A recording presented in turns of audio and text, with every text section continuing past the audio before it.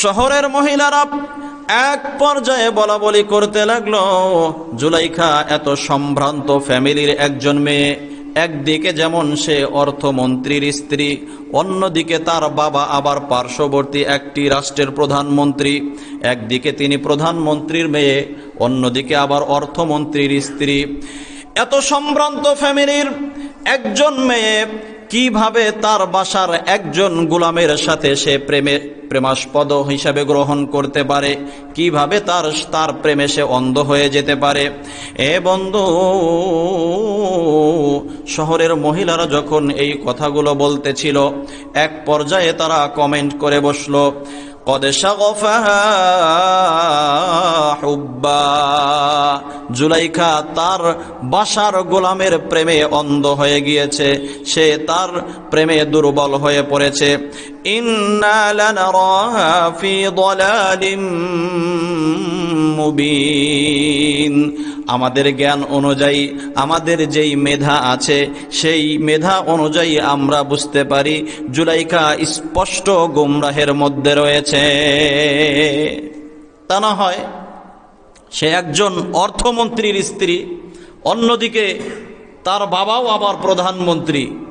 তো এত সম্ভ্রান্ত ফ্যামিলির একটি মেয়ে কিভাবে তার বাড়ির গোলামের সাথে সে প্রেম করতে পারে, তাকে নিজের দিকে ফুসলাতে পারে?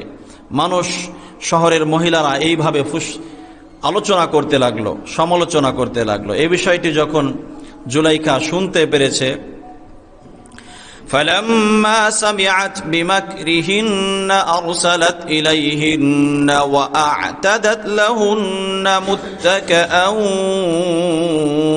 وآتت كل واحدة منهن سكينا।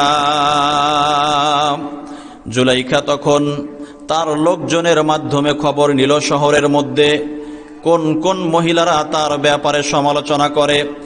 সব মহিলাদের একটি তালিকা করা হলো, তাদের মধ্যে সব থেকে সম্ভ্রান্ত ফ্যামিলির যেই মহিলাগুলো, এই এরকম 40 জন মহিলার তালিকা জুলাইখার কাছে এনে জমা দেওয়া হলো। এই 40 জন মহিলার জন্য জুলাইখা তার মহলের মধ্যে একটি কামরা নির্বাচন করলেন।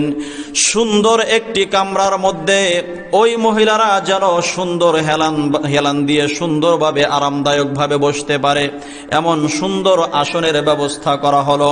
এবং 40 জন সুন্দরী রূপসী রমণীকে তার বাসায় আমন্ত্রণ করা হলো।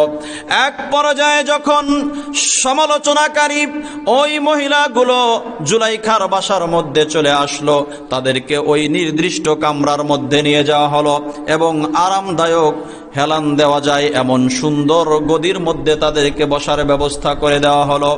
এ বাজান, একটি পর্যায়ে তাদেরকে মেহমানদারি করার জন্য প্রত্যেকের সামনে ঝুড়ির মধ্যে ফল দিয়ে দেওয়া হলো। বিভিন্ন রকমের ফল তাদের সামনে রয়েছে। আবার প্রত্যেকটি মহিলার সামনে একটি করে ধারালো চাকু বা ছুরি উপস্থাপন করা হলো, যেন নিজের ফল নিজেই কেটে খেতে পারে। এমন পরিস্থিতি যখন হয়ে গেল, জুলাইখা ওই রুমের মধ্যে প্রবেশ করার পর মহিলাদেরকে উদ্দেশ্য করে ডাক দিয়ে বলল, ও আমার বোনেরা, এই যে তোমাদের সামনে সুন্দর ফলের ঝুড়ি রাখা আছে, প্রত্যেকটি ঝুড়ির মধ্যে বিভিন্ন রকমের ফল দেওয়া আছে। আবার তোমাদের প্রত্যেকের সামনে সুন্দর একটি ধারালো ছুরি দেওয়া আছে। এই ছুরির মাধ্যমে তোমরা নিজেদের ফলগুলো কেটে খাওয়া শুরু করো। মহিলারা যখন ফলগুলো তাদের হাতের মধ্যে নিয়েছে, এক হাতের মধ্যে ফল আর এক হাতের মধ্যে ছুরি, এমন সময় যখন ফল কাটা আরম্ভ করে দিয়েছে, জুলাইখা পাশের রুমেই সুসজ্জিত করে হযরত ইউসুফ আলাইহিস সালামকে রেখে দিয়েছিল। কিন্তু মহিলারা জানে না, মহিলারা শুধু এতটুকুই জানে, একজন যুবকের সাথে, তার বাড়ির একজন গোলামের সাথে জুলাইখা প্রেম করতে চায়, জুলাইখা তার মনের খায়েশ পূরণ করতে চায়। কিন্তু কোন যুবকের সাথে প্রেম করতে চায়, কোন যুবকের সাথে জুলাইখা তার মনের খায়েশ পূরণ করতে চায়, এই যুবককে মহিলারা চিনত না, জানতও না। অতএব হযরত ইউসুফ আলাইহিস সালামকে সুন্দরভাবে সাজিয়ে গুছিয়ে যখন ওই রুমের মধ্যে রাখা হয়েছে, তারা যখনই মাত্র ফল কাটা শুরু করে দিল, জুলাইখা তখন ডাক দিয়ে বলে, উখরুজ আলাইহিন, ইউসুফ এইবার তুমি এই রুমের মধ্যে প্রবেশ করো।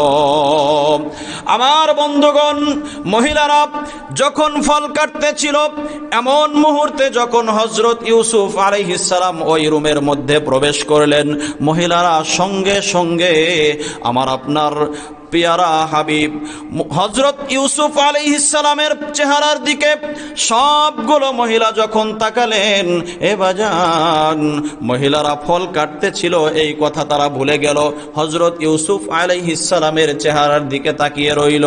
একটি পর্যায়ে ফল কাটা শেষ হয়ে গেল। সবার ফল কাটা হয়ে যাওয়ার পর আবার নিজেদের হাত পর্যন্ত কেটে ফেললো, অথচ একজন মহিলাও বুঝতে পারেনি। সুবহানাল্লাহ। হযরত ইউসুফ আলাইহিস সালামের চেহারার সৌন্দর্য কত ছিল। জুলাইখা যখন খেয়াল করলো সবগুলো মহিলার হাত থেকে রক্ত বের হচ্ছে, এমন সময় জুলাইখা ডাক দিয়ে বলে, আমার বোনেরা, তোমরা তো এই যুবকের চেহারার দিকে এখনো বলে নাই এই যুবকের সাথেই আমি প্রেম করতে চাই, তার সাথেই আমার মনের খায়েশ পূরণ করতে চাই, এখনো বলেনি। তোমরা তো শুধুই মাত্র এই যুবকের চেহারার দিকে তাকিয়ে নিজেদের ফল কাটা শেষ করেছো, এরপর নিজেদের হাত পর্যন্ত কেটে ফেলেছো, তোমরা কি বুঝতে পেরেছো? মহিলারা যখন হাতের দিকে তাকায়, সবাই দেখে নিজের হাতের মধ্যে রক্ত, তারা বুঝতে পারেনি। এরপরে সবগুলো মহিলা একসাথে বলে উঠল, হাশা লিল্লাহ